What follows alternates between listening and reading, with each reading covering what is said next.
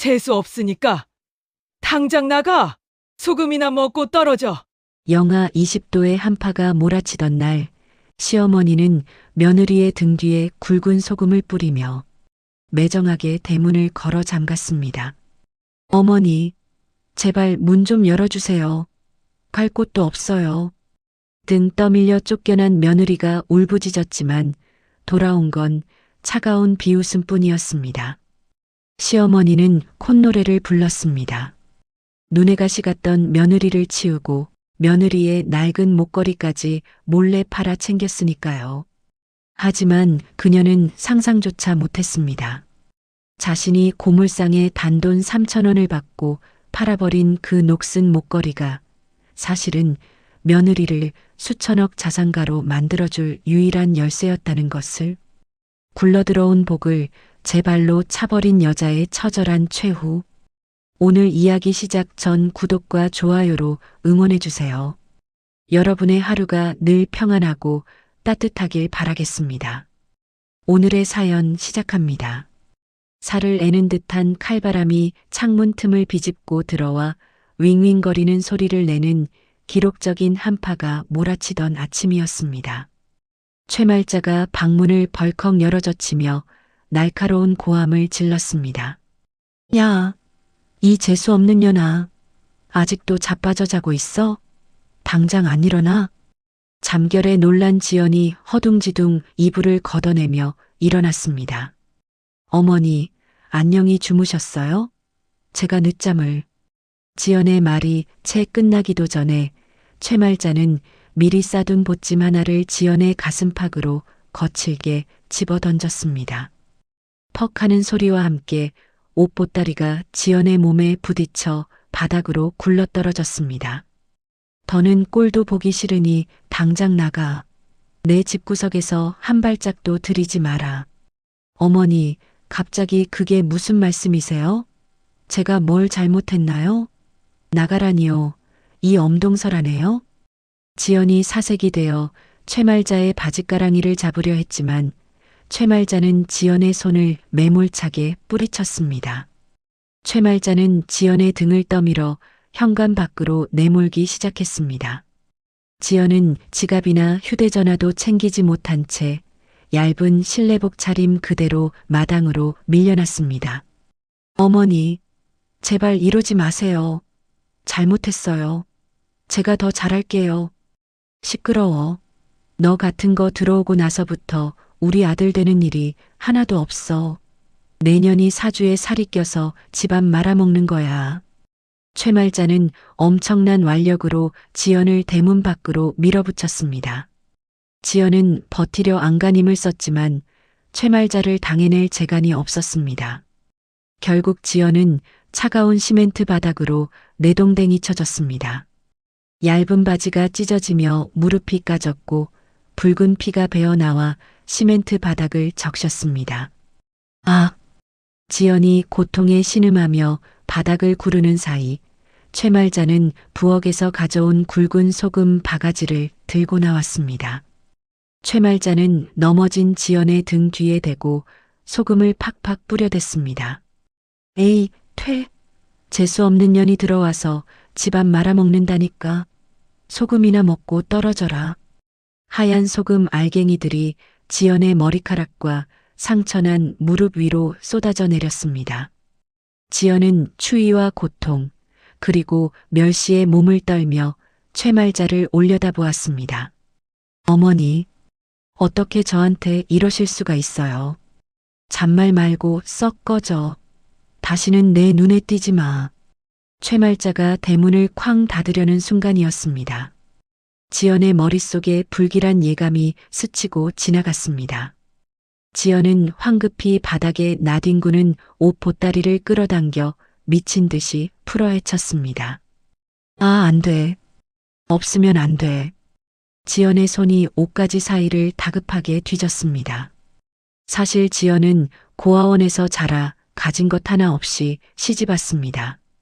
하지만 고아원에서 나올 때 유일하게 챙겨 나온 낡고 녹슨 펜던트 목걸이만큼은 목숨처럼 소중히 간직해 왔습니다. 그것은 지연에게 있어 유일한 혈육의 증표이자 세상에 단 하나뿐인 보물이었습니다. 없어. 목걸이가 없어.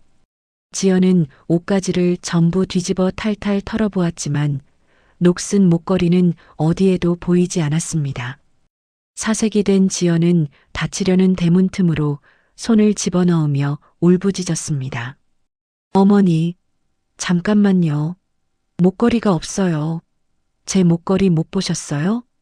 최말자는 대문 틈으로 지연을 내려다보며 코웃음을 쳤습니다. 뭐, 그깟 다 녹슨 쇠붙이 말이야? 네, 그거예요. 어머니, 제발 그 목걸이만은 돌려주세요. 제 전부예요. 그거 없으면 저 못 살아요. 지연이 대문을 미친 듯이 두드리며 애원했습니다.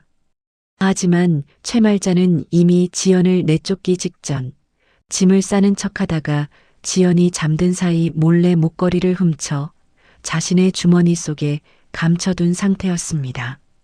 최말자는 뻔뻔한 표정으로 거짓말을 내뱉었습니다. 그놈의 녹슨 쇠붙이?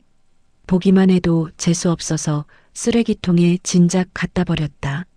냄새나는 거 싹 다 치웠으니 찾을 생각 마라. 버리다니요. 어머니, 제발요. 어디다 버리셨는데요? 제가 가서 찾아올게요. 문 좀 열어주세요.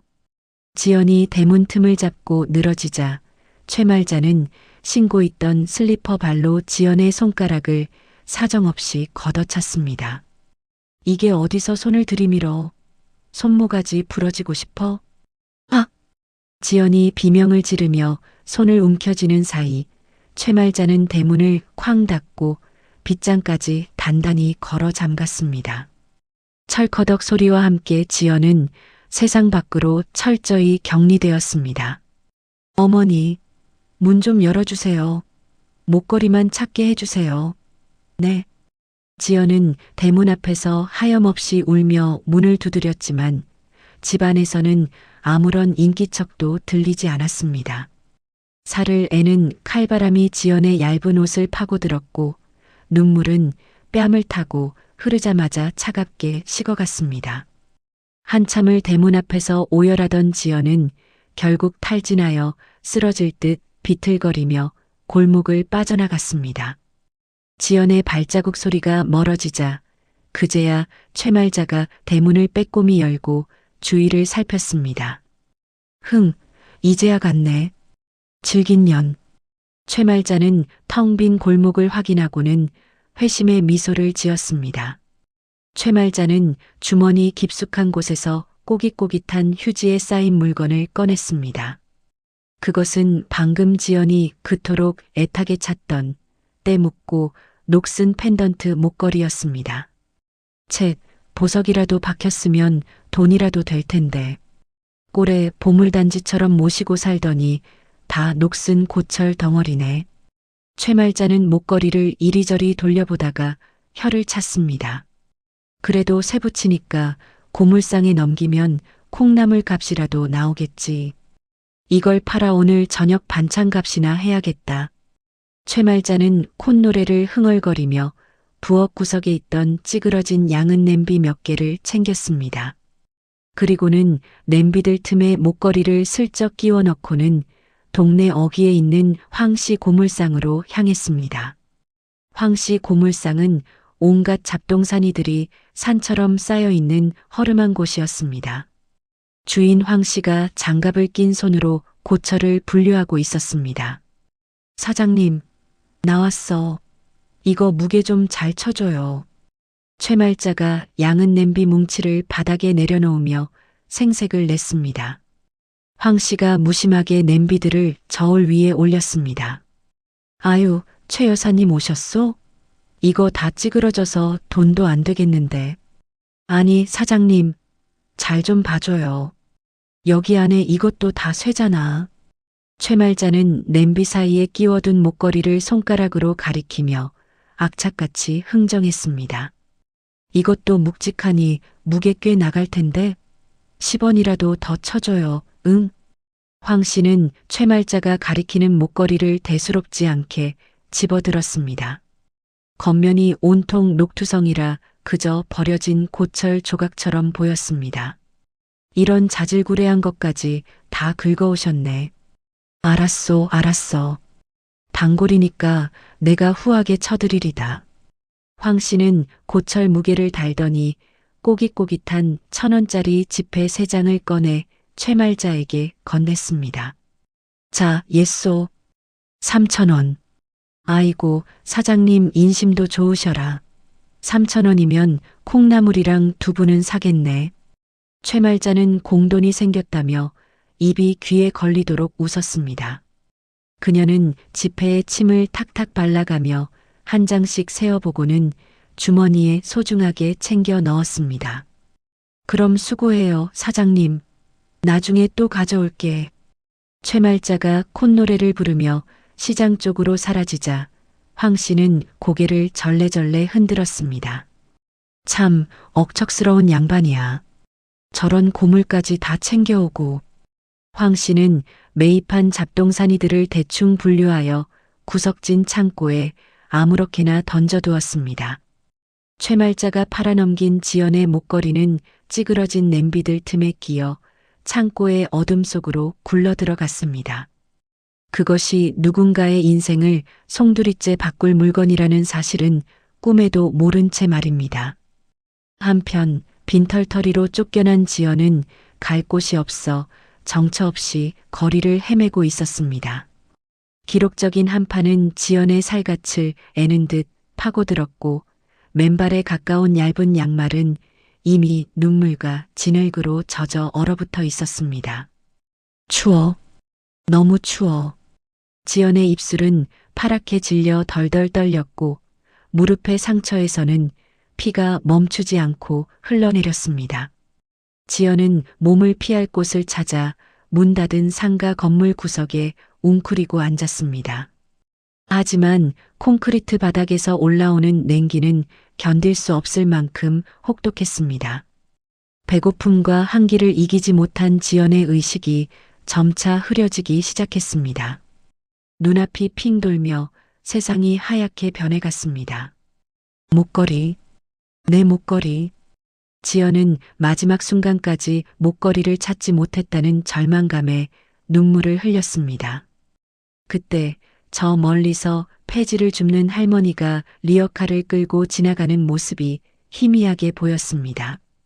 지연은 도움을 요청하려 손을 뻗었지만 입에서는 소리가 나오지 않았습니다. 지연은 스르르 중심을 잃고 차가운 바닥으로 쓰러졌습니다. 폐지 리어카 옆 아무도 거들떠보지 않는 길바닥 위에서 지연은 그렇게 정신을 잃고 말았습니다. 다음 날 새벽 뼈가 시릴 듯한 냉기가 감도는 골목길 구석에서 누군가 지연의 어깨를 거칠게 흔들었습니다. 이봐요. 세댁. 여기서 자면 입 돌아가. 얼어 죽고 싶어 환장했어? 폐지를 줍는 할머니의 다급한 목소리에 지연은 겨우 무거운 눈꺼풀을 들어 올렸습니다. 온몸이 두드려 맞은 듯 욱신거렸고 손발은 감각이 없을 정도로 꽁꽁 얼어붙어 있었습니다.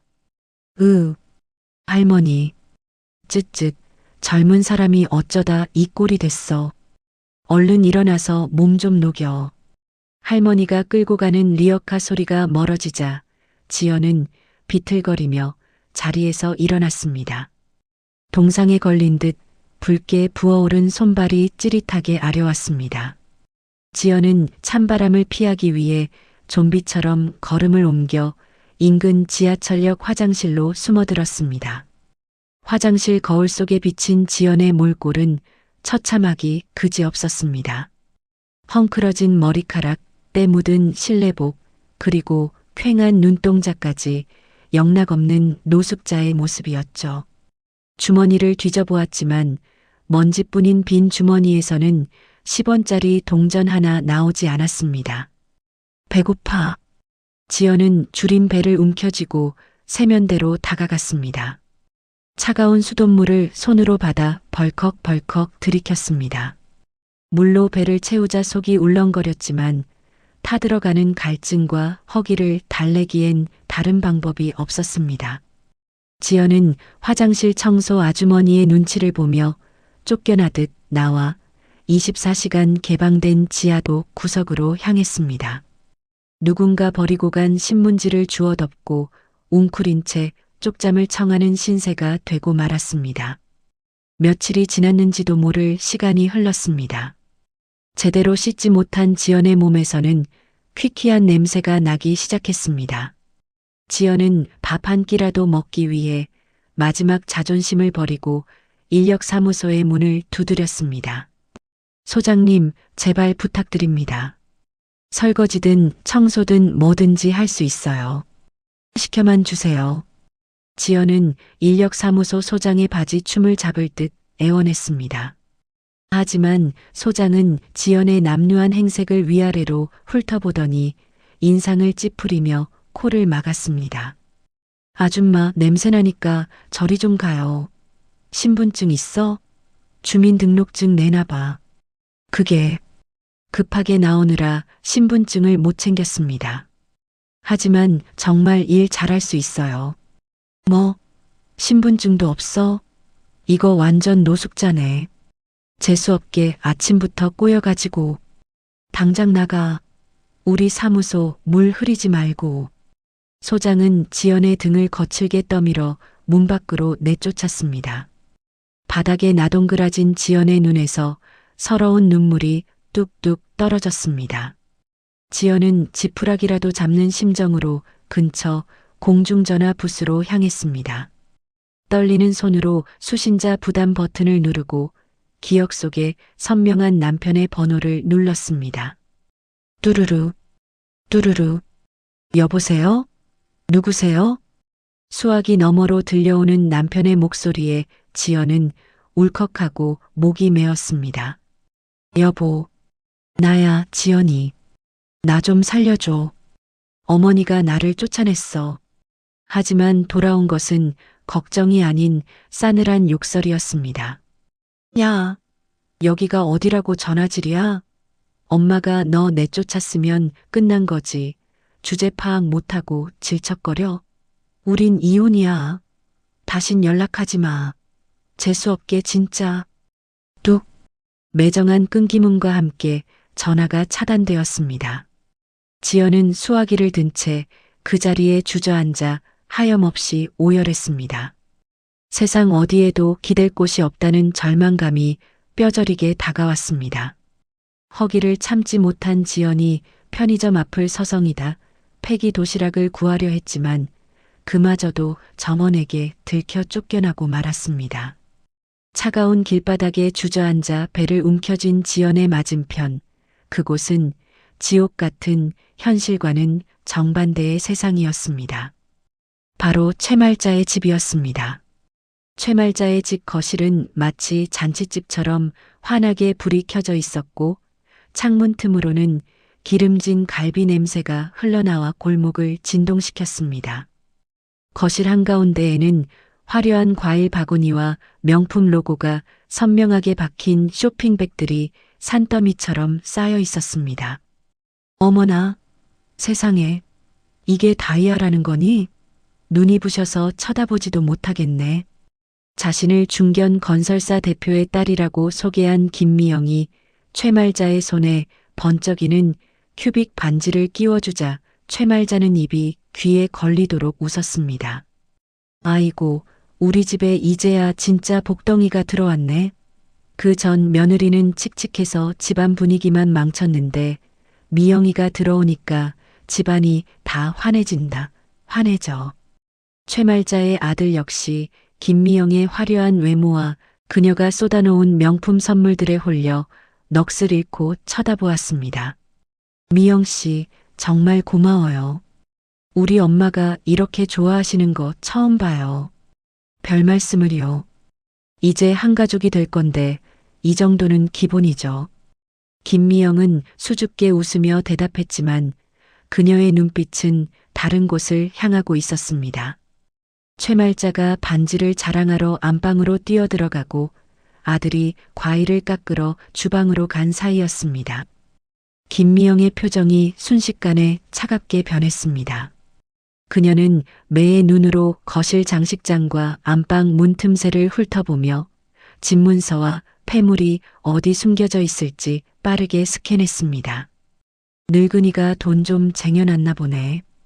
반지 하나에 넘어가는 거 보니 구워 삶기 쉽겠어. 김미영의 입가에 비열한 미소가 스쳐 지나갔습니다. 다음 날 최말자는 동네 반상회에 나가 목청을 높였습니다. 그녀는 고아 출신 며느리 지연을 내쫓은 것을 마치 대단한 무용담이냥 늘어놓았습니다. 아유, 말도 마요. 그 거지 같은 게 들어와서 우리 집안 말아먹을 뻔했잖아. 내가 싹 쫓아내고 나니까 글쎄 건설사 사장 딸이 며느리로 들어오겠다고 줄을 섰지 뭐야. 최말자는 김미영에게 받은 가짜 반지를 이리저리 비추며 떵떵거렸습니다. 새 며느리가 해올 혼수만 수십억 원대라니까? 사람이 격이 달라, 격이. 동네 사람들은 최말자의 자랑에 겉으로는 맞장구를 쳤지만 뒤로는 수군거리며 혀를 찼습니다. 하지만 최말자는 자신의 탐욕에 눈이 멀어 그들의 비웃음을 전혀 눈치채지 못했습니다.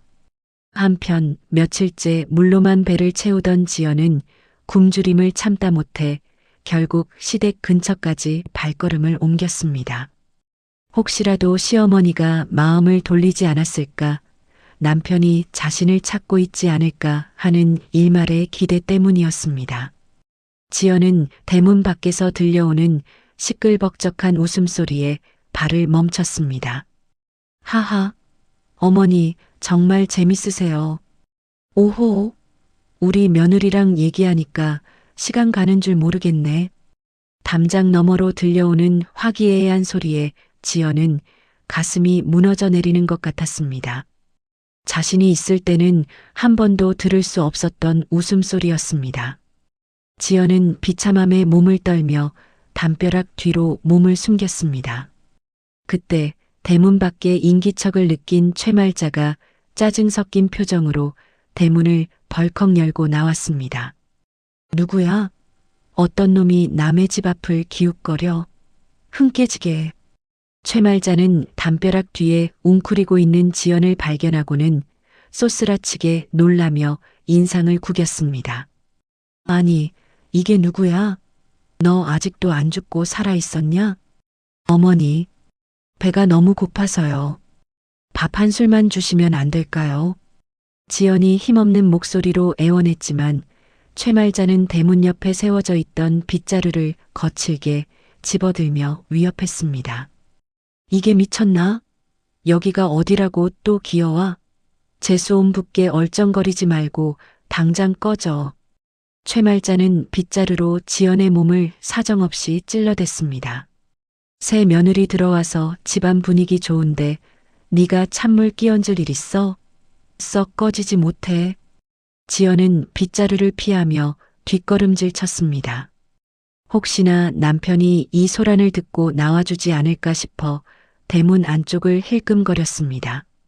하지만 남편은 코빼기도 보이지 않았고 최말자는 지연을 향해 굵은 소금을 뿌리듯 저주를 퍼부었습니다. 다시는 얼씬도 하지 마. 경찰 부르기 전에. 쾅! 대문이 굉음을 내며 매정하게 닫혔습니다. 굳게 닫힌 철문은 지연에게 더 이상 이곳에 내 자리는 없다고 말하는 듯 했습니다. 지연은 닫힌 대문을 멍하니 바라보다가 힘없이 발길을 돌렸습니다. 그때였습니다. 하늘에서 억수같이 차가운 겨울비가 쏟아지기 시작했습니다.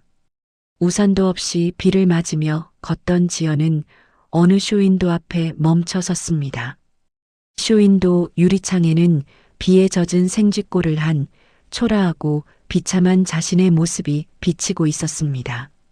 그리고 그 너머 쇼윈도 안 TV 화면에서는 행복한 가족이 따뜻한 식탁에 둘러앉아 웃고 있는 광고가 나오고 있었습니다. 아! 지연은 쇼윈도에 비친 자신과 TV 속 행복한 가족을 번갈아 보며 깊은 절망에 빠졌습니다. 세상은 저렇게 따뜻하고 행복한데 자신은 왜 이 차가운 길바닥에서 버려져야 하는지 알 수 없었습니다. 지연은 빗물인지 눈물인지 모를 것으로 얼룩진 얼굴을 감싸쥐고 차가운 보도블록 위에 주저앉아 오열했습니다.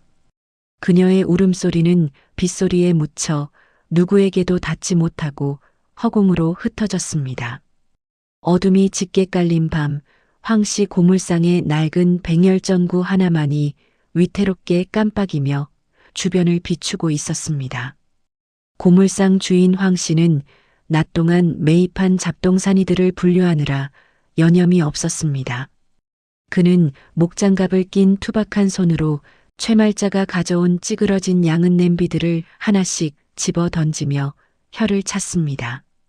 어휴, 징글징글하다 진짜. 최 여사 그 노인네, 이런 다 찌그러진 냄비까지 긁어와서 3,000원을 받아가? 참 독하다, 독해. 황 씨가 마지막 냄비를 들어 고철 더미로 던지려는 순간이었습니다. 냄비 안쪽 틈새에 끼어 있던 녹슨 쇠붙이가 툭 하고 작업대 위로 떨어졌습니다. 아까 최말자가 무게 좀 쳐달라고 때를 쓰던 그 목걸이였습니다. 아까 그 쇳덩이잖아. 황 씨는 무심코 바닥에 떨어진 펜던트 목걸이를 집어들었습니다. 그런데 손에 쥐는 순간 느낌이 달랐습니다. 온통 녹이 슬어 가벼운 깡통 조각인 줄 알았는데 손바닥에 전해지는 무게감이 묵직했습니다. 뭐야? 이거 왜 이렇게 무거워? 나비라도 들었나? 고물상반만 30년을 먹은 황 씨의 촉이 발동했습니다. 단순한 고철이 아니라는 직감이 들었습니다. 황 씨는 작업대 위에 있던 신나통에 목걸이를 푹 담갔습니다. 그리고는 거친 헝겊으로 목걸이 표면을 벅벅 문질러 닦아내기 시작했습니다. 어디 보자. 구리인가? 아님 노쇠인가? 황 씨의 손길이 빨라질수록 검붉은 녹물이 뚝뚝 떨어져 나갔습니다.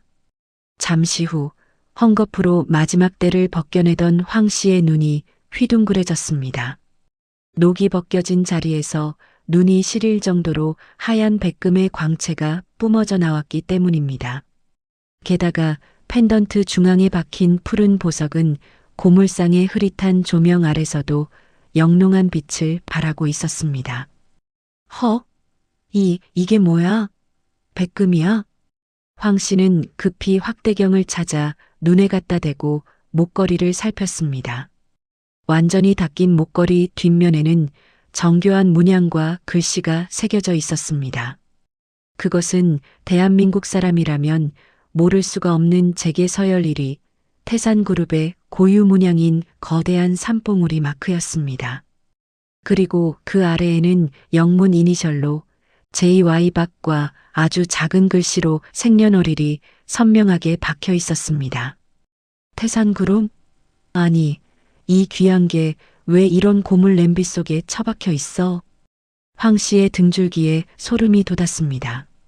과거 태산그룹의 정밀 가공 하청 공장에서 기술자로 일했던 황 씨는 한눈에 알아볼 수 있었습니다. 이 목걸이의 이음새와 세공 기술은 시중 금은방에서 파는 물건이 아니었습니다. 이것은 장인의 손길로 빚어낸 특수 제작품이자 세상에 단 하나뿐인 공예품임이 분명했습니다. 보통 물건이 아니야. 태산그룹 마크가 왜 여기에? 황 씨는 떨리는 손으로 스마트폰을 꺼내 들었습니다. 포털 사이트 검색창에 태산그룹 목걸이라는 검색어를 입력했습니다. 수많은 뉴스 기사와 이미지가 화면을 메웠습니다. 황 씨는 스크롤을 내리다가 태산그룹 홈페이지 배너로 연결된 기사 하나를 발견했습니다. 태산그룹 박 회장, 30년 전 실종된 막내딸 찾기 캠페인 재개, 결정적 증거물 공개. 기사에는 박 회장이 잃어버린 딸을 위해 직접 디자인했다는 목걸이 도면, 사진이 크게 실려 있었습니다. 황 씨는 화면 속 도면과 자신의 손에 들린 목걸이를 번갈아 쳐다보았습니다. 물방울 모양의 펜던트, 보석의 위치, 심지어 체인의 꼬임 방식까지 토시 하나 틀리지 않고 정확히 일치했습니다. 세상에, 이게 회장님이 잃어버린 딸 물건이라고? 황 씨의 심장이 터질 듯이 쿵쾅거리기 시작했습니다. 그는 목걸이를 두 손으로 꼭 쥐고는 주변을 두리번거렸습니다. 마치 누군가가 이 엄청난 보물을 훔쳐가기라도 할 것처럼 불안감이 밀려왔습니다. 황 씨는 뜬 눈으로 밤을 지새웠습니다. 다음 날 날이 밝자마자 황 씨는 기사에 나온 태산그룹 비서실 직통 번호로 전화를 걸었습니다. 수차례 연결 끝에 비서실과 통화가 되었습니다. 여보세요? 거기 태산그룹 비서실이죠? 내가 회장님이 찾으시는 그 목걸이를 가지고 있습니다.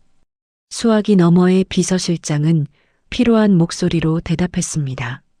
선생님, 죄송하지만 그런 제보 전화는 하루에도 수십 통씩 옵니다. 사례금 노리고 장난 전화하시면 업무 방해로 신고당하실 수 있습니다. 아니, 장난이 아니라니까요. 내 손에 그 물건이 있다고요. 백금으로 되어 있고 뒤에 태산 마크 박혀 있단 말이요. 황 씨가 다급하게 외치자 비서실장의 목소리에 날이 섰습니다. 태산 마크는 누구나 알 수 있는 정보입니다. 더 확실한 증거 없으시면 끊겠습니다. 일련 번호, 목걸이 잠금장치 안쪽에 깨알같이 숫자가 적혀 있소. TS940305. 이거 맞소, 안 맞소? 순간 수화기 너머에서 숨막히는 침묵이 흘렀습니다. 목걸이의 고유 일련 번호는 언론에 공개되지 않은 1급 대외비 정보였습니다. 잠시 후 비서실장의 목소리가 사시나무 떨듯 떨려왔습니다. 서 선생님, 지금 어디십니까? 그 자리에 그대로 계십시오. 제가 지금 당장 모시러 가겠습니다. 비서실장은 전화를 끊자마자 회의실 문을 박차고 들어갔습니다. 박 회장에게 이 기적 같은 소식을 전하기 위해 달려가는 그의 발걸음은 그 어느 때보다 빨랐습니다. 같은 시각 지연의 상황은 최악으로 치닫고 있었습니다. 며칠째 밥 한 톨 넘기지 못한 지연은 좀비처럼 거리를 헤매고 있었습니다. 고열로 인해 온몸이 불덩이 같았고 극심한 영양실조로 시야가 흐릿해졌습니다. 살려 주세요. 지연은 횡단보도 앞에 멈춰섰습니다. 초록불이 켜졌지만 지연의 다리는 더 이상 말을 듣지 않았습니다. 지연이 힘겹게 한 발을 내딛는 순간 세상이 빙글 돌았습니다. 지연은 중심을 잃고 차가운 아스팔트 바닥으로 힘없이 쓰러졌습니다. 어머, 저기 사람 쓰러졌어요. 누가 119 좀 불러요. 빨리요. 지나가던 시민들이 지연의 주위로 몰려들었습니다. 곧이어 요란한 사이렌 소리와 함께 119 구급대가 도착했습니다. 구급대원들은 의식을 잃은 지연을 신속하게 들것에 실어 구급차에 태웠습니다. 현장에 도착한 경찰관이 지연의 소지품을 확인하기 위해 주머니를 뒤졌습니다. 신분증이 없네요. 지갑도 없고 휴대전화도 없습니다. 경찰관은 난감한 표정으로 구급대원을 바라보았습니다. 신원 확인이 안 되면 보호자한테 연락을 못 하는데. 김순경, 지문 조회 단말기 가져와. 경찰관은 지연의 차가운 엄지손가락을 휴대용 지문 스캐너에 갖다 대었습니다. 잠시 후 기계음과 함께 단말기 화면에 정보가 떴습니다. 비빅. 신원 확인되었습니다. 유지연 씨네요. 보호자에게 연락하겠습니다. 경찰은 단말기에 등록된 지연의 남편 번호로 전화를 걸었습니다. 여보세요? 서대문 경찰서입니다. 유지연 씨 보호자 되십니까? 남편은 퉁명스러운 목소리로 대답했습니다. 네, 그런데요. 무슨 일입니까? 부인께서 길에서 쓰러져 현재 한국대학병원 응급실로 이송되었습니다. 상태가 위중하니 빨리 와주셔야겠습니다. 경찰의 말에 남편은 코웃음을 쳤습니다. 그 여자랑은 볼 일 없습니다. 이혼할 여자니 신경 끄쇼. 선생님, 지금 환자분이 의식이 없습니다. 법적인 보호자시잖아요. 오셔서 수속을 밟으셔야 합니다. 아, 글쎄, 서류 정리만 안 했지 남이라니까요. 우린 모르는 사람이니까 알아서 하쇼. 병원비 낼 돈 없으니까 다시는 전화하지 마. 뚝. 남편은 매몰차게 전화를 끊어버렸습니다. 경찰은 끊긴 전화기를 바라보며 허탈한 표정을 지었습니다. 와, 진짜 독한 사람들이네. 멀쩡한 사람을 모르는 사람 취급해? 병원 응급실에 도착한 지연은 응급 처치를 받고 겨우 희미하게 눈을 떴습니다. 하얀 천장이 빙글빙글 돌고 있었고 코끝에는 소독약 냄새가 진동했습니다. 환자분, 정신이 좀 드세요? 간호사가 걱정스러운 얼굴로 지연을 내려다보았습니다. 지연은 갈라진 입술을 달싹이며 물었습니다. 여기가 어디죠? 제 남편은요? 간호사는 난처한 표정을 지으며 잠시 머뭇거리다 입을 열었습니다. 병원이에요. 경찰관님이 남편분께 연락을 드렸는데 오지 않겠다고 하셨어요. 지연의 가슴이 철렁 내려앉았습니다. 네, 그게 무슨... 보호자분께서 신원인계를 거부하셨어요.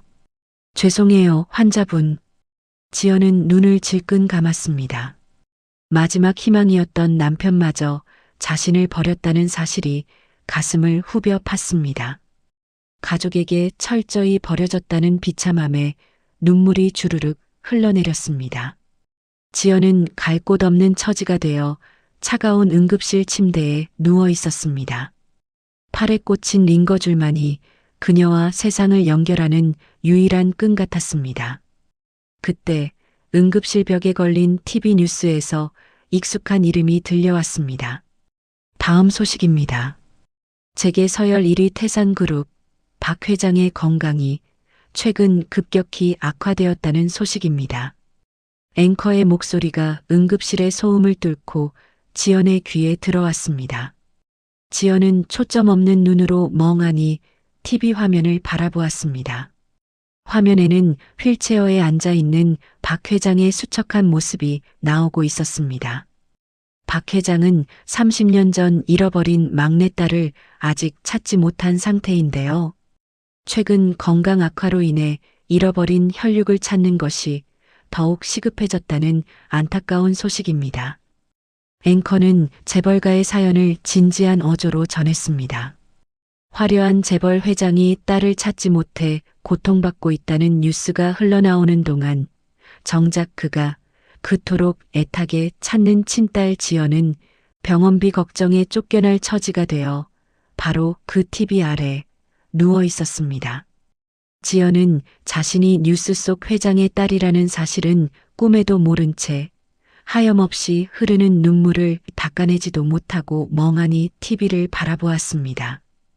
운명의 장난처럼 아버지와 딸은 뉴스 화면을 사이에 두고 서로를 알아보지 못한 채 각자의 고통 속에 신음하고 있었습니다.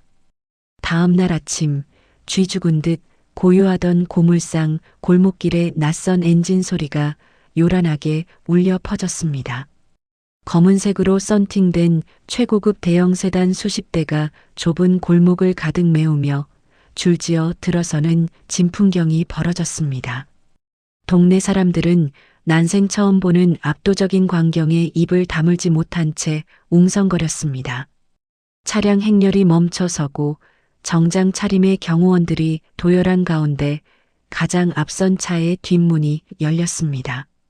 태산그룹의 총수 박 회장이 지팡이를 짚고 차에서 내렸습니다. 그의 얼굴은 밤새 한숨도 못 잔 듯 초췌했지만 눈빛만큼은 딸을 찾겠다는 일념으로 형형하게 빛나고 있었습니다. 고물상 주인 황 씨는 덜덜 떨리는 손으로 신문지에 싼 목걸이를 박 회장에게 내밀었습니다. 회장님, 이게 그 물건입니다요. 제가 녹을 다 닦아놨습니다. 박 회장은 황 씨가 건네는 목걸이를 받아들었습니다.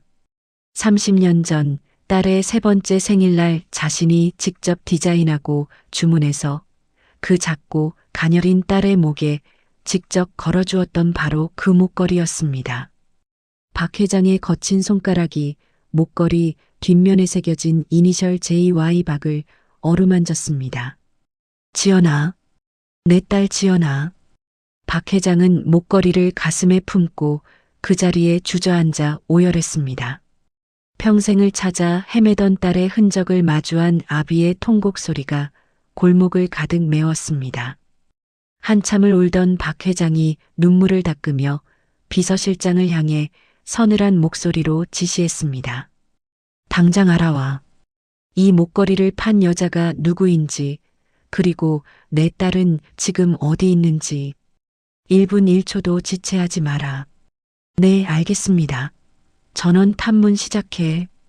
비서실장의 지시에 따라 수십 명의 수행원이 일사불란하게 흩어졌습니다. 그들은 고물상 주인 황 씨의 증언을 토대로 목걸이를 판 노파, 최말자의 행방을 쫓는 동시에 주변 상인들을 상대로 탐문을 시작했습니다.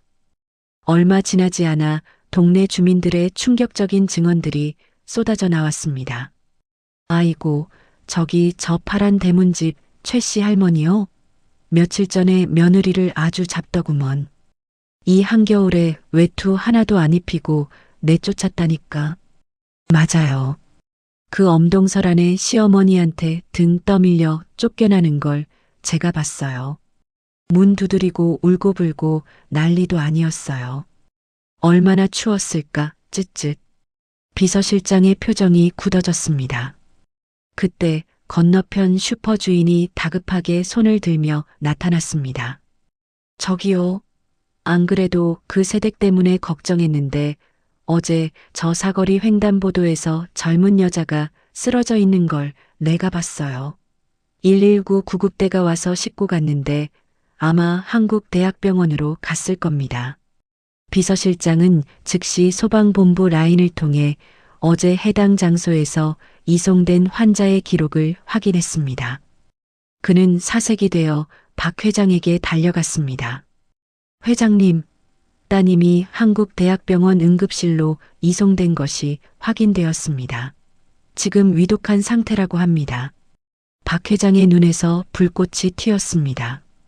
그는 분노에 찬 눈빛으로 최말자의 집 쪽을 한번 응시했습니다. 저 낡은 대문 안에서 자신의 딸이 어떤 수모를 겪었을지 짐작이 가고도 남았으니까요. 감히 내 딸을 내쫓아? 용서 못한다. 절대로 용서 못해. 박 회장은 주먹을 꽉 쥐며 차에 올랐습니다. 병원으로 가자. 당장.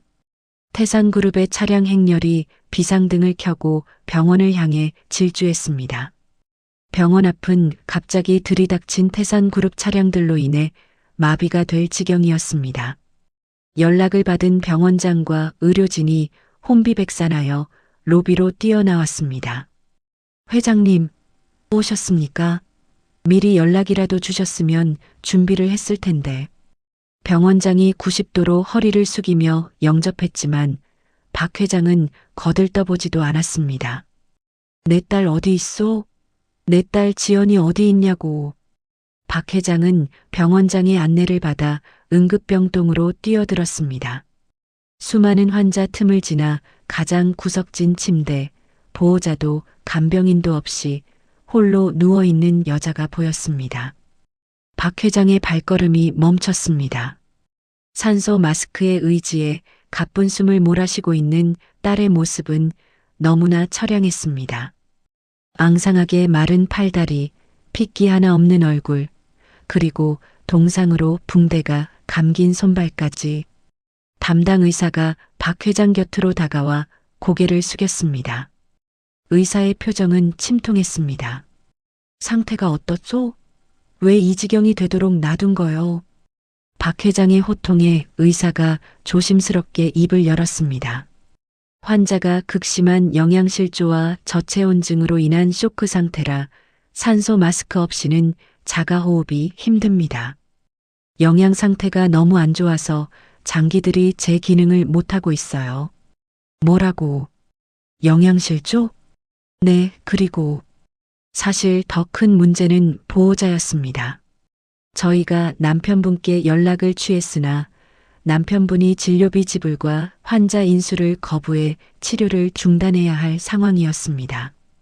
병원 규정상 보호자 동의 없이는 적극적인 처치가 어려워서 그 말을 들은 박 회장은 다리에 힘이 풀려 그 자리에 주저앉고 말았습니다. 억장이 무너진다는 말이 무슨 뜻인지 뼈저리게 느껴졌습니다. 대한민국 최고의 부자인 자신의 딸이 돈 몇 푼 때문에 치료도 못 받고 죽어가고 있었다니.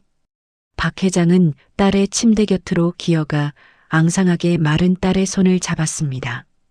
얼음장처럼 차가운 딸의 손을 자신의 뺨에 비비며 박 회장은 오열했습니다. 으흐흐. 지연아. 아빠다. 아빠가 왔다. 너무 늦게 와서 미안하다. 이 못난 애비를 용서해다오. 박 회장의 뜨거운 눈물이 지연의 손등 위로 뚝뚝 떨어졌습니다. 박 회장이 떨리는 손으로 지연의 야윈 뺨을 어루만지며 끊임없이 이름을 불렀습니다. 지연아, 제발 눈 좀 떠봐. 아빠야. 아빠가 널 찾으러 왔어.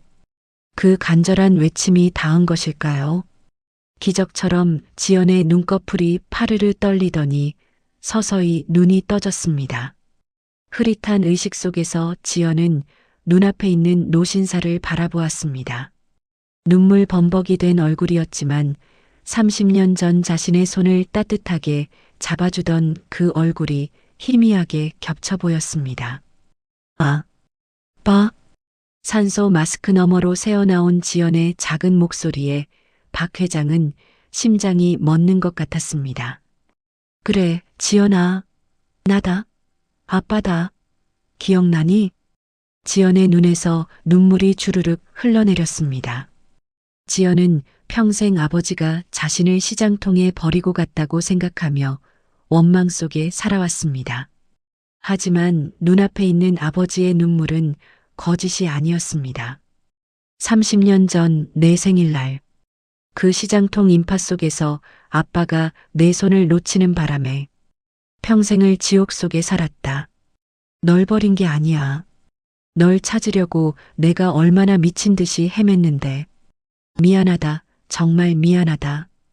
박 회장은 어린아이처럼 울며 딸에게 사죄했습니다. 사고 당시 아버지가 자신을 버린 게 아니라 애타게 찾고 있었다는 진실을 알게 된 지연은 목이 메어왔습니다. 아빠, 보고 싶었어요. 정말 보고 싶었어요. 지연은 산소 마스크 너머로 아빠를 부르며 통곡했습니다. 30년의 세월을 건너뛴 부녀의 상봉에 지켜보던 의료진과 비서실장도 눈시울을 붉혔습니다. 지연이 응급처치를 마치고 병실로 옮겨질 무렵 병원장의 특별 지시로 긴급하게 진행된 유전자 검사 결과는 예상대로였습니다. 친자 확률 99.9% 일치. 결과지를 받아든 박 회장의 눈빛이 순식간에 매섭게 변했습니다. 그는 지연의 손을 꼭 잡고 나직하지만 단호한 목소리로 맹세했습니다. 이제 아무 걱정 마라. 널 이렇게 만든 짐승만도 못한 인간들을 내 손으로 박살내주마. 피눈물을 흘리게 해줄 거야. 박 회장의 지시로 지연은 즉시 병원 최상층 VVIP 특실로 옮겨졌습니다. 대한민국 최고의 의료진이 지연의 건강 회복을 위해 총동원되었고 태산그룹 법무팀 소속 최고의 변호인단과 수행원들이 그녀의 곁을 철통같이 지켰습니다. 지연이 링거를 맞으며 안정을 취하는 동안 비서실장이 박 회장에게 새로운 정보를 보고했습니다. 회장님, 최말자와 그 며느리가 될 김미영이라는 여자가 곧 상견례를 한다고 합니다. 상견례? 뻔뻔한 것들. 그래, 장소는 어디냐? 그게 하필이면 저희 태산그룹 소유의 태산호텔 연회장입니다. 김미영이 예약을 했다고 합니다. 그 말을 들은 박 회장은 차갑게 웃었습니다. 그 웃음은 마치 사냥감을 앞에 둔 맹수의 그것처럼 서늘했습니다. 제 발로 지옥에 들어오는구나. 아주 잘 됐어. 그날을 저들의 제삿날로 만들어주지. 며칠 후 집중 치료와 최고급 영양식 덕분에 지연은 몰라보게 건강을 회복했습니다. 푸석했던 피부에는 윤기가 흘렀고 앙상했던 볼에도 살이 올랐습니다. 지연은 병실 거울 앞에 섰습니다. 거울 속에는 더 이상 고물상에 팔려간 3,000원짜리 며느리가 아닌 태산그룹의 당당한 상속녀가 서 있었습니다. 지연은 자신의 목에 다시 걸린 펜던트 목걸이를 어루만지며 거울 속 자신을 향해 굳게 다짐했습니다. 어머니, 그리고 여보. 당신들이 나를 3,000원짜리 고물 취급했지? 이제 내가 보여줄게. 수천억의 무게가 어떤 건지, 그 무게에 짓눌려 죽는 게 어떤 기분인지 똑똑히 알게 해줄게. 지연의 눈빛이 복수심으로 차갑게 빛났습니다. 아버지가 준비한 화려한 복수의 무대에 오를 준비는 모두 끝났습니다. 한 달이라는 시간이 흘렀습니다. 서울 시내가 한눈에 내려다 보이는 태산 호텔의 대연회장은 눈이 부실 정도로 화려했습니다.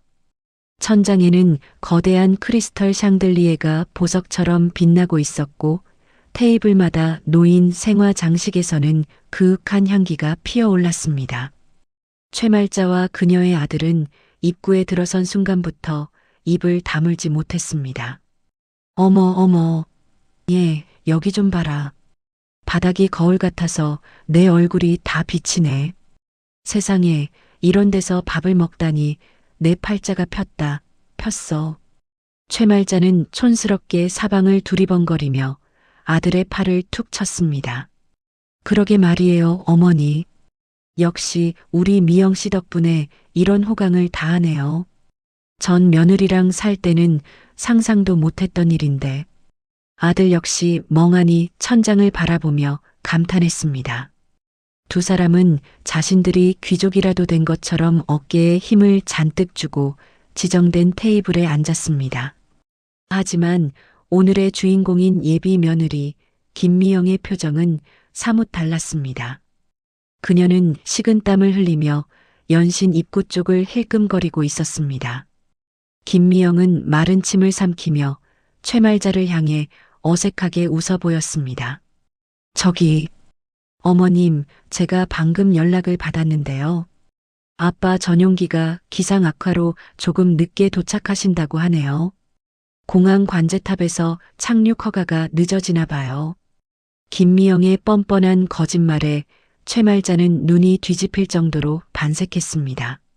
어머, 전용기?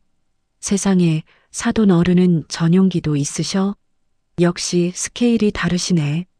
네, 사업차 해외를 자주 다니시니까요. 죄송해서 어쩌죠? 저희끼리 먼저 식사하고 있으라고 하시네요. 아유, 괜찮고 말고. 바쁘신 회장님이 그럴 수도 있지. 천천히 오시라고 해라. 우리는 여기 구경만 해도 배가 부르다. 최말자는 김미영의 손을 꼭 잡고 손등을 쓰다듬으며 아부하기에 바빴습니다. 김미영은 최말자의 반응에 안도의 한숨을 내쉬며 기세를 올렸습니다. 그녀는 주변을 둘러보더니 지나가는 호텔 지배인을 거만하게 불러 세웠습니다. 이봐요. 지배인님, 잠깐 이리 좀 와봐요. 지배인이 정중하게 다가오자 김미영은 턱을 치켜들며 따지듯 말했습니다. 내가 여기 VVIP인데 자리가 왜 이래요? 기둥 때문에 전망도 안 보이고 구석지잖아요. 당장 저기 창가 쪽 로열석으로 바꿔줘요. 김미영의 갑질에 최말자도 거들었습니다. 그래요. 우리 며느리가 누군지 알고 자리를 이런 데를 줘? 사돈 어른 오시면 큰일 날 소리 하고 있네. 하지만 지배인은 태블릿 PC를 잠시 확인하더니 사무적인 표정으로 딱 잘라 말했습니다. 손님, 죄송하지만 좌석 변경은 불가능합니다. 뭐라고요? 내가 누군지 알고 안 된다는 거예요? 지배인 나오라고 해. 김미영이 꽥 소리를 질렀지만 지배인은 눈 하나 깜짝하지 않고 차분하게 대답했습니다. 손님께서는 인터넷 소셜 커머스 특가 평일 런치 B세트로 예약하셨습니다. 해당 상품은 자녀석 배정 조건이라 좌석 지정이 불가능한 최저가 상품입니다. 지배인의 목소리는 크지 않았지만 조용한 연회장에 또렷하게 울려 퍼졌습니다. 순간 주변 테이블에서 식사하던 하객들이 킥킥대며 웃음을 터뜨렸습니다. 푹, 인터넷 특가래. VVIP라더니 런치 세트였어? 수군거리는 소리가 귓가에 꽂히자 김미영의 얼굴은 순식간에 홍당무처럼 붉게 달아올랐습니다. 그녀는 손부채질을 하며 땀을 뻘뻘 흘렸습니다. 아니. 그게 비서가 예약을 잘못했나 봐요. 내가 분명히 로열석으로 하라고 했는데 이놈의 비서가 일을 이렇게 못해서 원. 김미영이 횡설수설하며 변명하자 최말자는 눈치 없이 혀를 끌끌 찼습니다. 아유, 비서 교육 좀 똑바로 시켜라. 회장님 댁 비서가 그리 멍청해서야 원. 어쨌든 밥이나 먹자꾸나. 분위기가 어수선해질 무렵이었습니다. 갑자기 연회장의 거대한 황금색 양문이 웅장한 소리를 내며 열렸습니다. 수십 명의 검은 양복을 입은 경호원들이 양옆으로 도열했고 호텔 총지배인이 직접 입구로 달려나가 허리를 90도로 숙였습니다. 어서 오십시오, 회장님. 연회장의 공기가 순식간에 무겁게 가라앉았습니다. 최말자는 눈을 반짝이며 자리에서 벌떡 일어났습니다. 어머, 이제야 사돈 어른이 오시나 보다. 예, 옷매무새 좀 단정히 해라. 최말자와 아들은 허둥지둥 옷깃을 여미며 입구 쪽을 바라보았습니다. 하지만 문을 들어서는 사람은 김미영의 아버지가 아니었습니다. 지팡이를 짚은 노신사 박 회장, 그리고 그 옆에는 눈이 부실 정도로 화려한 드레스를 입은 젊은 여자가 팔짱을 끼고 서 있었습니다. 수천만 원을 호가하는 실크 드레스와 목에서 영롱하게 빛나는 펜던트 목걸이가 그녀의 우아함을 더해 주었습니다. 지연이었습니다. 저게 누구야? 최말자는 눈부시게 변한 여자를 한눈에 알아보지 못하고 멍하니 입을 벌렸습니다.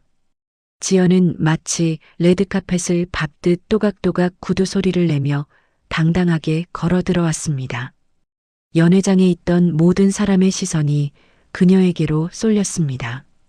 지연이 점점 가까워지자 최말자와 아들의 동공이 지진이라도 난 듯 흔들렸습니다. 화려한 화장과 드레스 속에 감춰져 있었지만 저 서늘한 눈매는 분명 자신들이 내쫓은 며느리 지연이었습니다. 아니, 네가 왜 여기 있어? 상황 파악이 전혀 안 된 최말자는 본능적으로 소리를 질렀습니다. 네가 여기가 어디라고 감히 들어와? 걸레질하러 왔냐? 아니면 구걸하러 왔어? 최말자의 목소리가 찢어질 듯 연회장에 울렸습니다. 습관처럼 지연을 무시하고 하대하는 말투였습니다. 지연은 걸음을 멈추고 최말자를 차갑게 내려다보며 한쪽 입꼬리를 올렸습니다. 비웃음이었습니다. 그 싸늘한 미소에 자존심이 상한 최말자는 더욱 흥분하여 날뛰었습니다. 이게 어디서 눈을 동그랗게 뜨고 웃어? 거지 같은 년이 미쳤나? 당장 안 나가? 최말자는 손을 번쩍 치켜들었습니다. 지연의 뺨을 때리려는 기세였습니다. 그 순간이었습니다. 쾅! 옆에 서 있던 박 회장이 지팡이로 테이블을 내리쳤습니다. 테이블 위의 와인 잔들이 요란하게 흔들리며 부딪혔습니다. 감히 어디서 손을 놀려. 박 회장의 호통 소리는 천둥처럼 거대하고 위압적이었습니다. 연회장의 모든 소음이 일순간에 사라지고 정적만이 감돌았습니다. 박 회장은 이글거리는 눈빛으로 최말자를 노려보며 소리쳤습니다. 감히 태산그룹의 후계자이자 내 귀한 딸에게 무슨 짓이냐? 박 회장의 입에서 나온 태산그룹이라는 단어에 연 회장은 충격의 도가니가 되었습니다. 식탁보 밑으로 몸을 숨기려던 김미영은 사색이 되어 덜덜 떨기 시작했습니다. 최말자의 아들은 다리에 힘이 풀려 의자에 털썩 주저앉고 말았습니다. 태산그룹? 최말자는 손을 허공에 멈춘 채 얼어붙었습니다. 박 회장은 지팡이로 최말자를 가리키며 혐오스러운 눈빛으로 말했습니다. 네가 감히 내 딸을 3,000원에 팔아넘기고 엄동설안에 내쫓은 그 늙은이냐? 박 회장의 압도적인 위압감에 눌린 최말자는 입만 뻐끔거릴 뿐 아무 말도 하지 못했습니다. 그녀의 얼굴은 공포로 하얗게 질려가고 있었습니다. 지연은 팔짱을 낀 채 여유로운 표정으로 겁에 질려 뒷걸음질 치는 시어머니에게 다가갔습니다. 어머니, 표정이 왜 그러세요? 반가워하실 줄 알았는데. 지연의 목소리는 부드러웠지만 그 안에는 날카로운 칼날이 숨겨져 있었습니다. 어머니가 쓰레기처럼 버린 며느리 수천억 자산가가 되어 돌아왔습니다. 몰랐죠? 정말 네가. 최말자는 믿을 수 없는 현실에 뒷걸음질 치다 테이블을 건드렸습니다.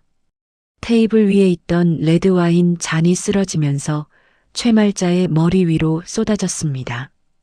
붉은 와인이 최말자의 얼굴과 옷을 타고 피처럼 흘러내렸습니다. 꼴사나운 몰골이 된 최말자를 보며 지연이 나지막하게 속삭였습니다. 제가 없어진 목걸이 때문에 울고불고 매달릴 때 어머니는 엿장수한테 3,000원 받고 좋아하셨다면서요? 그 돈으로 콩나물은 맛있게 드셨나요? 지연의 말은 최말자의 폐부를 깊숙이 찔렀습니다. 최말자는 부들부들 떨며 주저앉았고 지연은 고개를 들어 주변을 둘러보았습니다.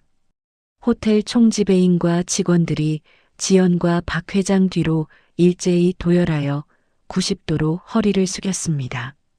VIP님을 모시게 되어 영광입니다. 지연은 와인을 뒤집어 쓴 채 벌벌 떨고 있는 시어머니와 남편 그리고 식탁 밑에 숨어 있는 사기꾼을 완벽한 승리자의 표정으로 내려다보았습니다.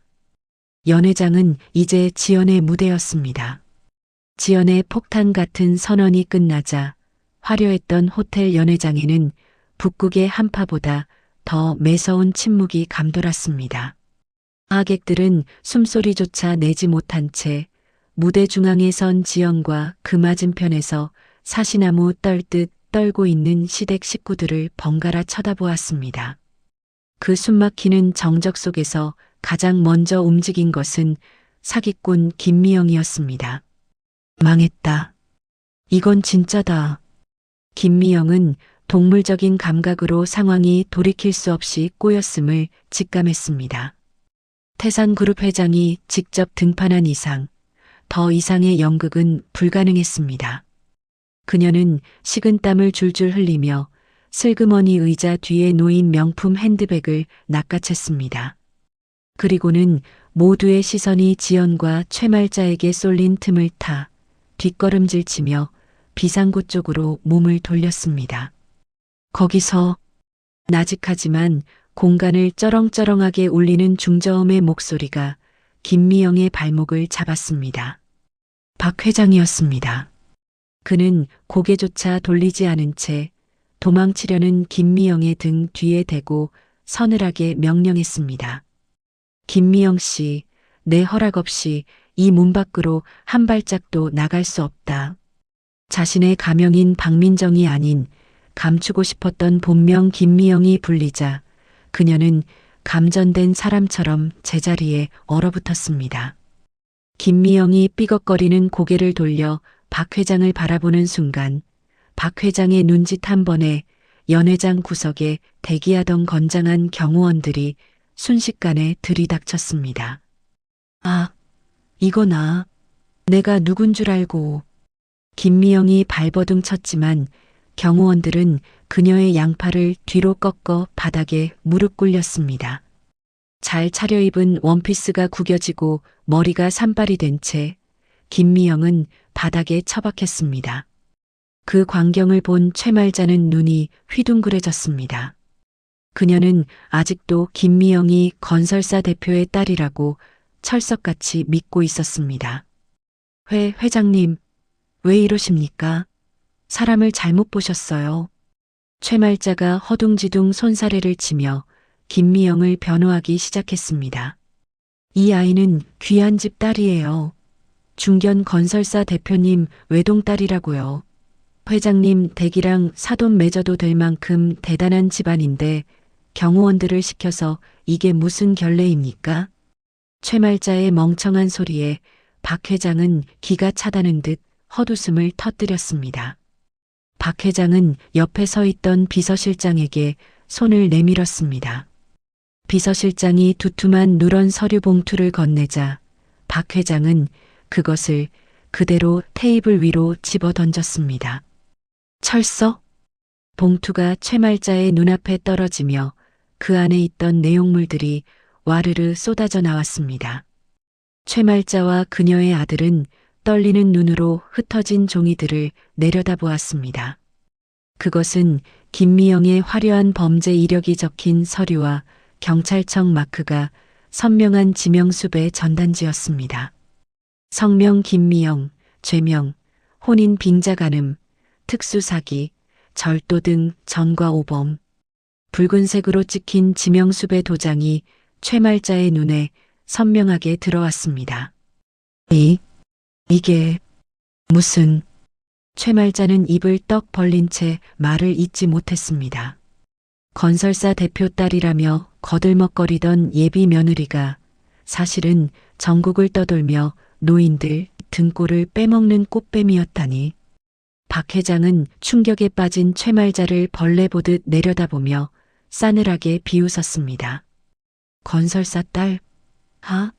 고작 저런 잡범한테 속아서 내 딸을 내쫓고 그 목숨 같은 목걸이까지 훔쳐다 팔아먹어? 박 회장의 비소 섞인 일갈에 최말자의 머릿속이 하얗게 변했습니다. 자신은 썩은 동아줄을 황금 동아줄이라 믿고 잡았고 진짜 황금 동아줄이었던 며느리 지연을 제 손으로 잘라내버린 것입니다. 다리에 힘이 풀린 최말자는 털썩 바닥에 주저앉고 말았습니다. 아이고, 그럴 리가. 옆에 있던 최말자의 아들 역시 사색이 되어 벌벌 떨고 있었습니다. 그는 상황을 모면해 보려 비굴한 표정으로 박 회장에게 다가갔습니다. 무릎이라도 꿇을 기세였습니다. 장인어른. 아니 회장님. 저는 정말 몰랐습니다. 저 여자가 저를 속인 겁니다. 저는 지연이밖에 없습니다. 회장님. 아들이 뻔뻔하게 지연이밖에 없다는 말을 입에 올리는 순간 연회장 테이블 위에 올려둔 그의 휴대전화가 요란하게 울리기 시작했습니다. 발신자는 그가 다니는 회사의 사장이었습니다. 아들은 지푸라기라도 잡는 심정으로 박 회장이 보란 듯이 전화를 받았습니다. 네, 사장님. 저 지금 태산호.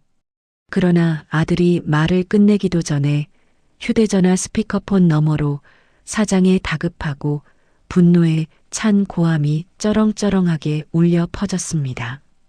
연회장의 정적 덕분에 그 소리는 모든 사람의 귀에 또렷하게 박혔습니다.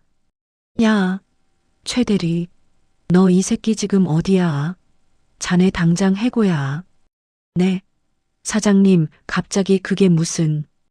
감히 네가 태산그룹 회장님 따님을 건드려?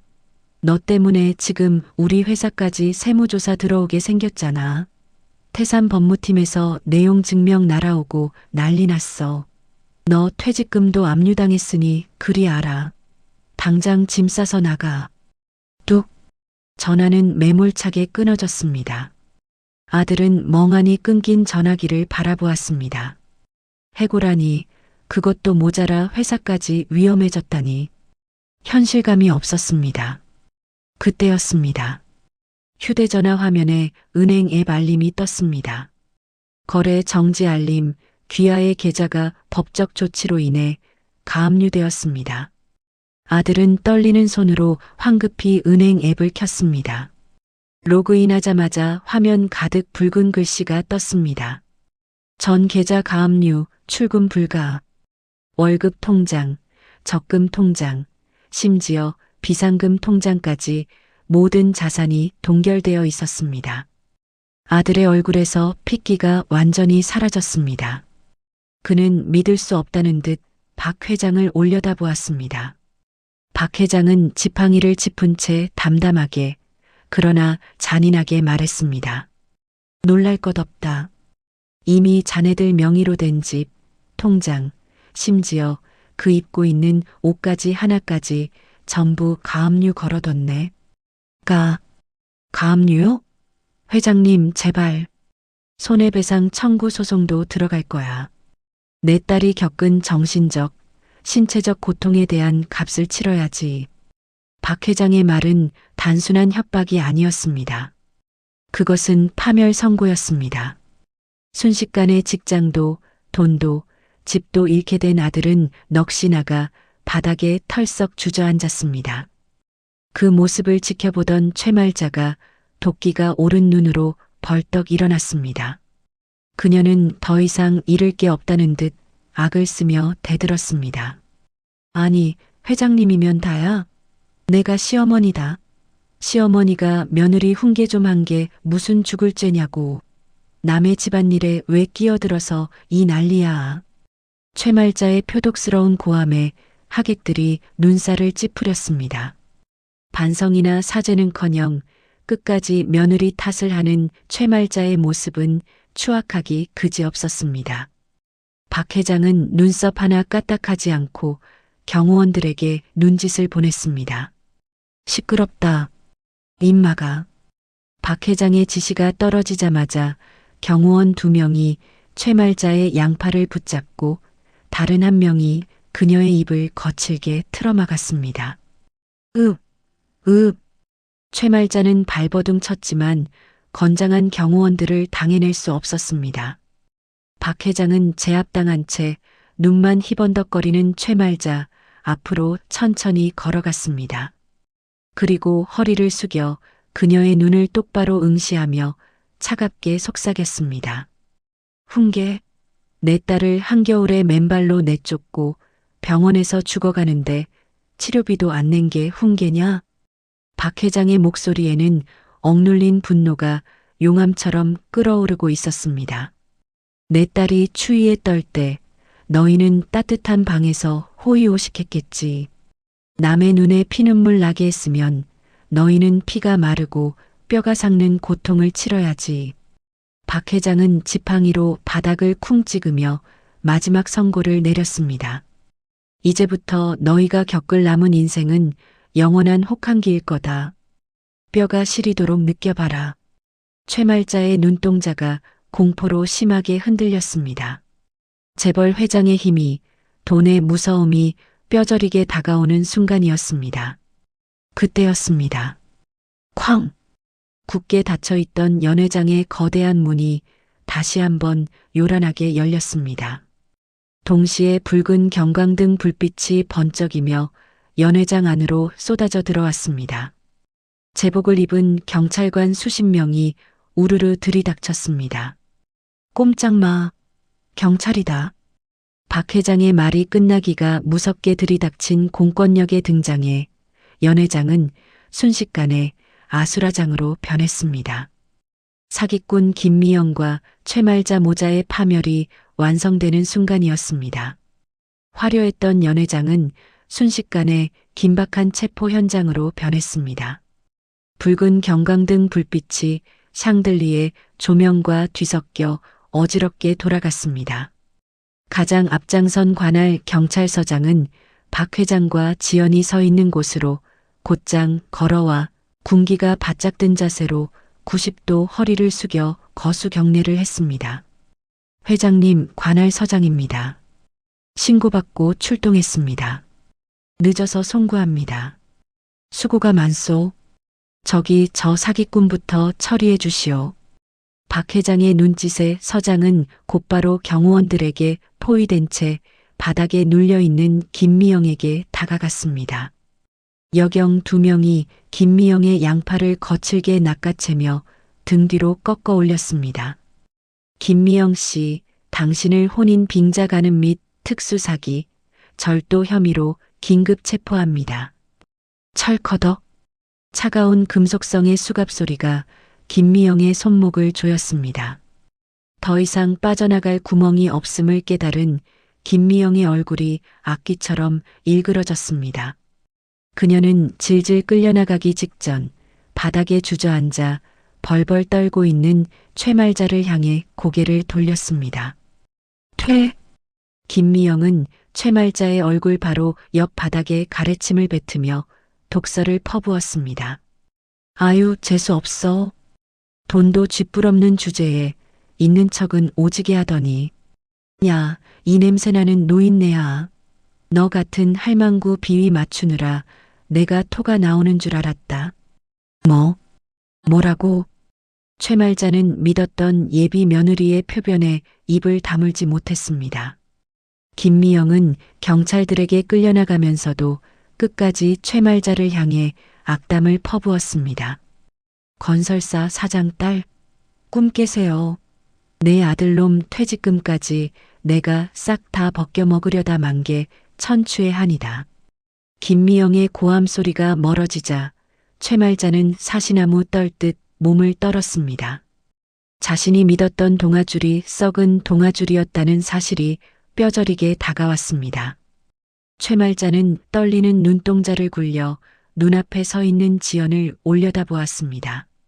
눈부신 드레스를 입고 자신을 내려다보는 지연은 예전의 구박덩어리 며느리가 아니었습니다. 최말자는 본능적으로 살 길을 찾아야 한다고 생각했습니다. 그녀는 무릎으로 기어가 지연의 발치에 엎드렸습니다. 아이고 아가, 며느라가. 최말자는 비굴하게 입꼬리를 올리며 억지 웃음을 지어 보였습니다. 내가 잠깐 귀신에 씌었었나 보다. 응? 노인네가 노망이 나서 사람을 못 알아봤어. 지연은 아무런 표정 없이 차가운 눈으로 시어머니를 내려다보았습니다. 최말자는 지연의 침묵에 조바심을 느끼며 더욱 필사적으로 매달렸습니다. 그녀는 뻔뻔하게도 자신 역시 피해자라는 논리를 펼치기 시작했습니다.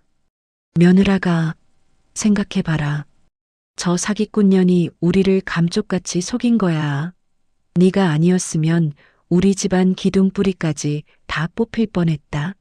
네가 진실을 밝혀줬으니 우리 아들을 구한 거나 다름없어. 안 그러냐? 우린 정말 몰랐다. 우리도 피해자야. 최말자는 지연의 드레스 자락을 잡으려 더러운 손을 뻗었습니다. 지연은 역겨운 벌레를 보듯 미간을 찌푸리며 드레스를 뒤로 뺐습니다. 그리고는 최말자의 손을 거칠게 뿌리쳤습니다.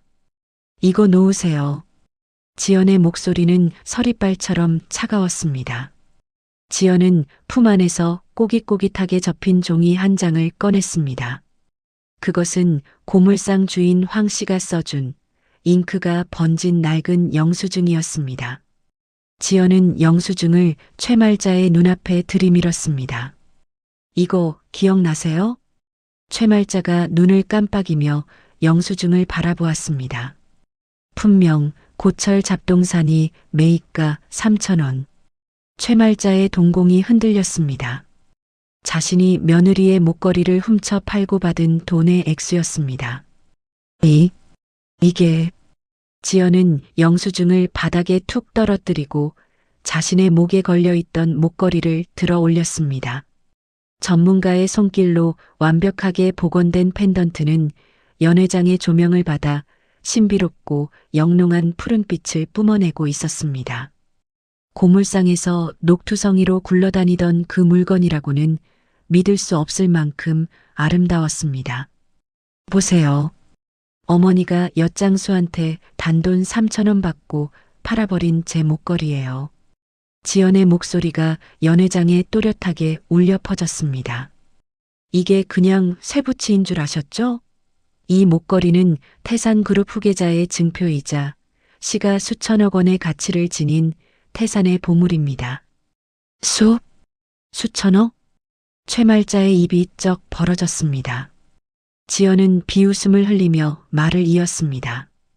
어머니는 고작 콩나물값 3,000원 때문에 수천억짜리 보물을 쓰레기처럼 팔아넘기신 거예요. 옆에 서 있던 박 회장이 지팡이로 바닥을 내리찍으며 일갈했습니다. 감히 내 딸의 목숨 같은 물건을 고물상에 넘겨? 네가 훔친 건 단순한 보석이 아니다. 돈으로 환산할 수 없는 태산의 역사와 내 딸의 30년을 훔친 거야.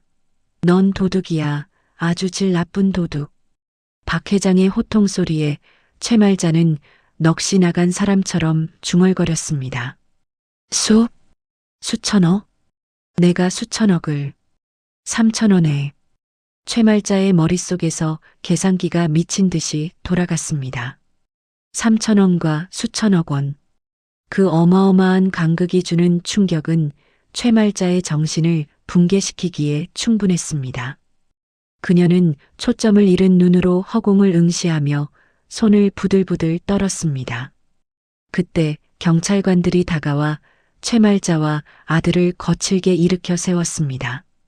최말자 씨 그리고 최성훈 씨 두 분을 특수절도 및 작물 유기, 업무방해, 그리고 사기방조 혐의로 체포합니다. 경찰은 기계적인 목소리로 미란다 원칙을 고지하며 최말자의 손목에 수갑을 채웠습니다. 철커덕. 차가운 금속의 감촉이 닿자 최말자는 흠칫 몸을 떨었습니다. 옆에 있던 아들 역시 저항조차 하지 못했습니다. 조금 전 해고 통보와 전재산가 압류라는 철퇴를 맞고 이미 영혼이 빠져나간 듯 멍하니 있던 그는 경찰이 수갑을 채우는데도 눈동자조차 굴리지 않았습니다. 마치 살아있는 시체와도 같았습니다. 경찰은 축 늘어진 아들의 손목에 수갑을 채운 뒤 두 사람을 포승줄로 엮었습니다. 어머니와 아들이 나란히 줄에 묶이는 비참한 꼴이 되었습니다. 쯧쯧 꼴 좋다. 인과응보지 뭐. 그러게 왜 멀쩡한 며느리를 내쫓아? 욕심 부리더니 알거지 됐네. 연회장에 있던 하객들은 혀를 차며 최말자 모자의 몰락을 조롱했습니다. 수군거리는 소리가 비수가 되어 최말자의 귀에 꽂혔습니다. 최말자는 수치심에 얼굴을 들 수 없어 고개를 푹 숙였습니다. 경찰관들이 포승줄을 잡아당기며 그들을 출구 쪽으로 이끌었습니다. 가시죠. 질질 끌려가던 최말자는 문득 정신이 든 듯 고개를 들어 지연과 박 회장을 바라보았습니다. 이대로 끌려가면 끝장이라는 공포가 밀려왔습니다. 감옥에 갈 수는 없었습니다. 최말자는 마지막 발악으로 지연을 향해 비명을 질렀습니다. 며느라가, 회장님, 잘못했어요. 한 번만 용서해 주세요. 내가 미쳤었습니다. 제발 살려줘. 최말자는 몸부림치며 지연의 치맛자락을 잡으려 했습니다. 하지만 경찰관들의 제지로 손끝조차 닿지 못했습니다. 그 처절한 몸부림을 지켜보던 지연이 조용히 손을 들었습니다. 잠깐만요. 지연의 손짓에 경찰관들이 걸음을 멈췄습니다. 최말자의 눈에 희망의 빛이 스쳤습니다. 혹시 마음이 약해진 것은 아닐까? 하지만 지연의 표정은 그 어느 때보다 차갑고 건조했습니다. 지연은 천천히 최말자 앞으로 걸어갔습니다. 형사님, 잠시만요.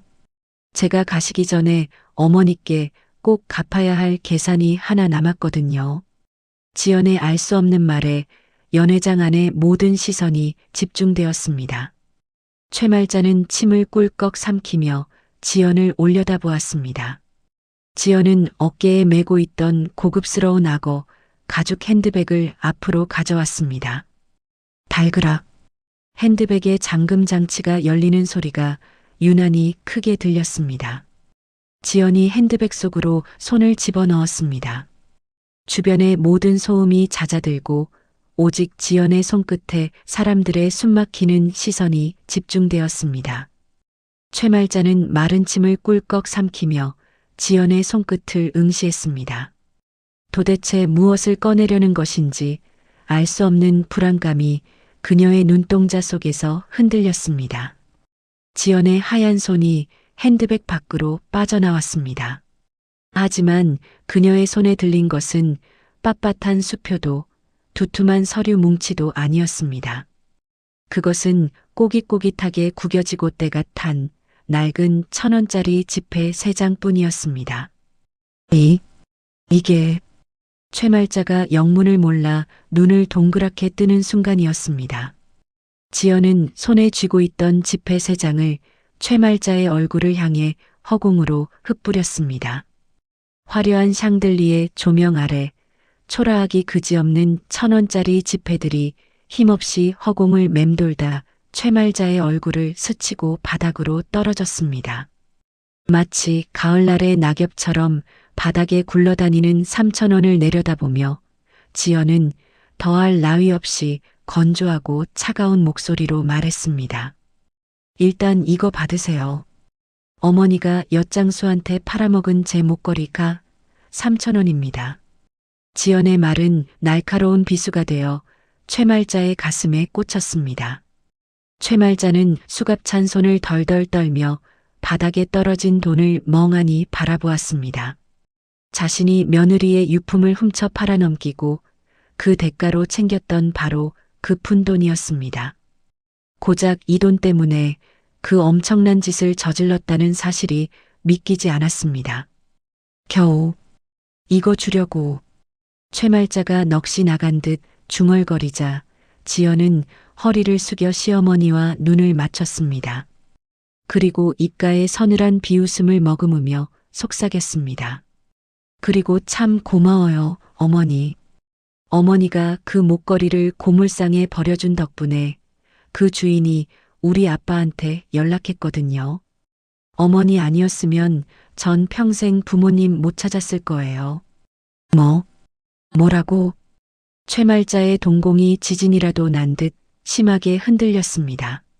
자신의 탐욕스러운 도둑질이 오히려 며느리를 재벌 회장의 딸로 만들어주는 결정적인 계기가 되었다니. 자신이 며느리를 내쫓지 않았다면 며느리는 평생 자신의 구박을 받으며 살았을 테고 태산그룹의 딸이라는 사실도 영영 밝혀지지 않았을지도 모릅니다. 결국 자신의 악행이 며느리에게 날개를 달아준 꼴이었습니다. 지연은 사색이 되어 입술을 파르르 떠는 최말자를 보며 마지막 결정타를 날렸습니다. 어머니가 버려주신 덕분에 친부모님 찾았습니다.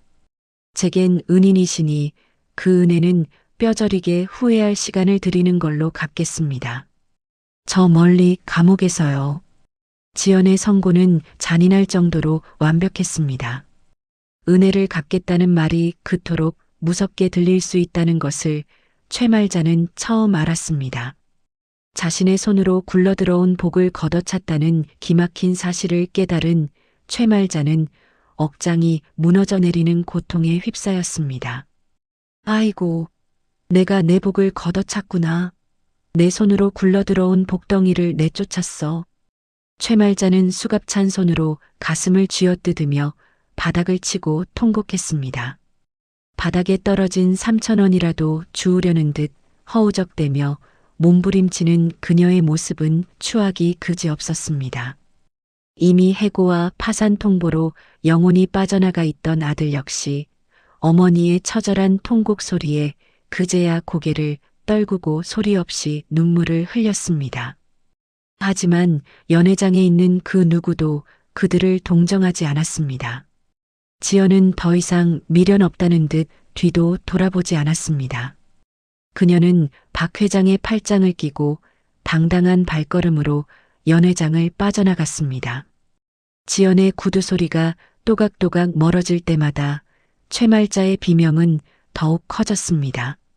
며느라가, 회장님, 제발, 거대한 황금색 문이 웅장한 소리를 내며 닫히는 순간까지 최말자의 처절한 절규가 들려왔지만 지연은 걸음을 멈추지 않았습니다. 문이 닫히며 최말자의 비명은 영원히 차단되었습니다. 그녀의 뒷모습은 그 어느 때보다 가볍고 자유로워 보였습니다.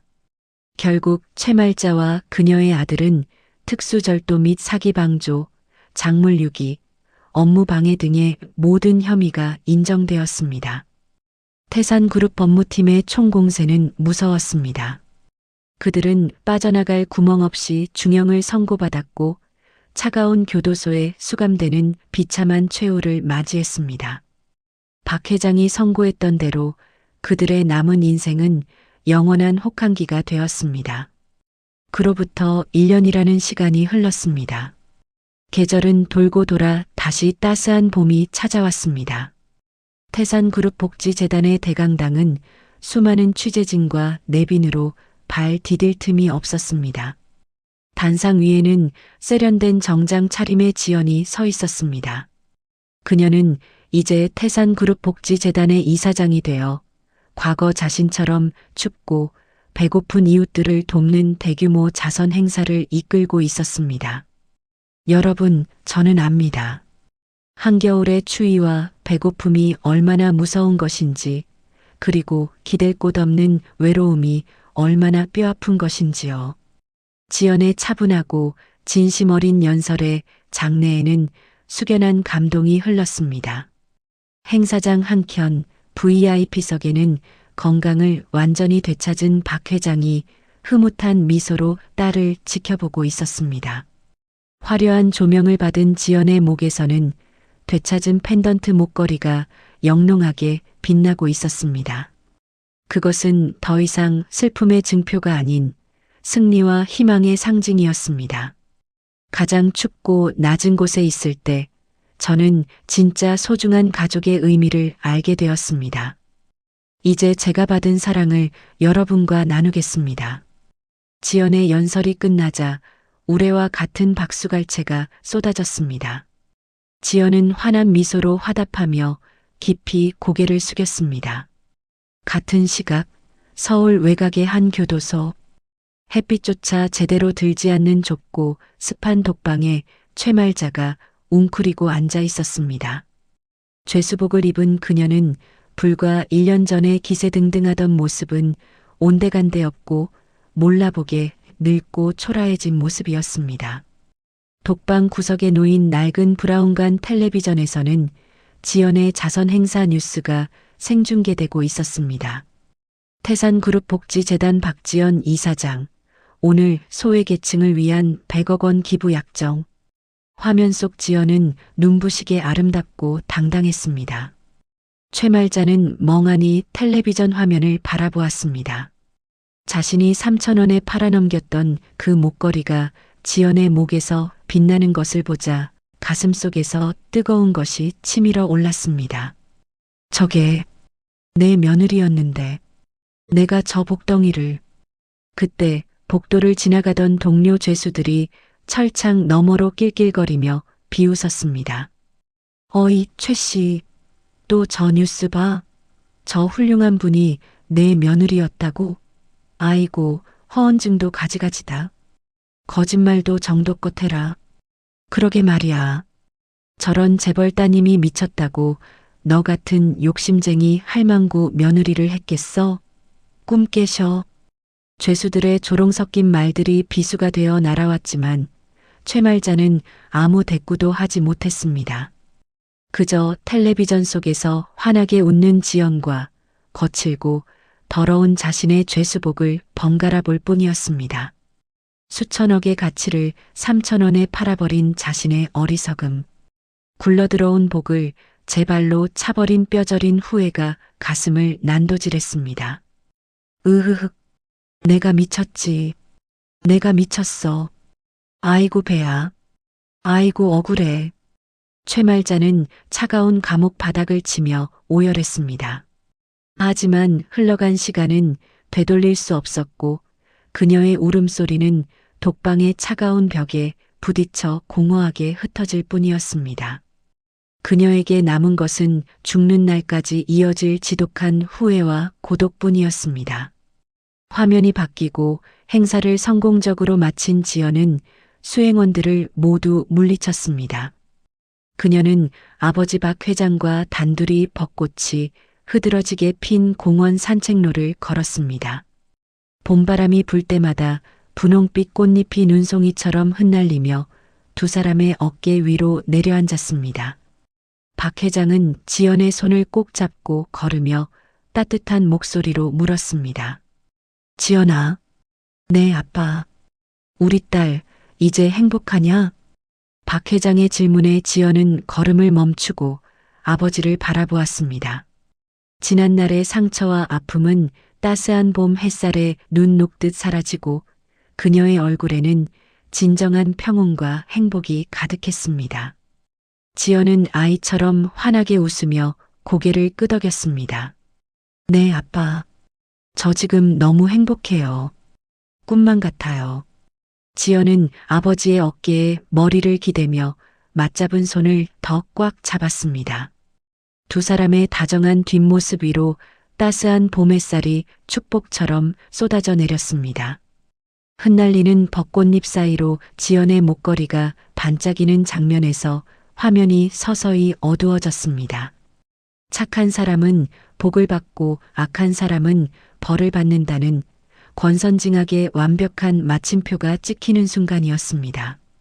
여러분, 이렇게 해서 3,000원에 팔린 목걸이의 주인이 수천억 자산가가 되어 돌아온 이야기가 마무리되었습니다.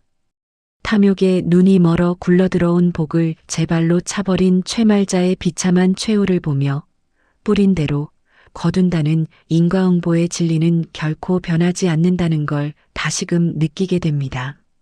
지금 혹시 지연이처럼 차가운 시련의 계절을 보내고 계신 분이 있다면 언젠가 반드시 눈부신 봄날이 찾아올 거라는 희망을 잃지 않으셨으면 좋겠습니다. 지연이의 목걸이가 다시 빛을 찾았듯 여러분의 삶도 언제나 반짝반짝 빛나기를 진심으로 응원합니다. 오늘 이야기가 여러분께 작은 위로가 되었다면 구독과 좋아요, 댓글로 함께 해주세요. 여러분의 하루에도 따뜻한 기운이 가득하길 바랍니다. 이야기 꽃피다였습니다.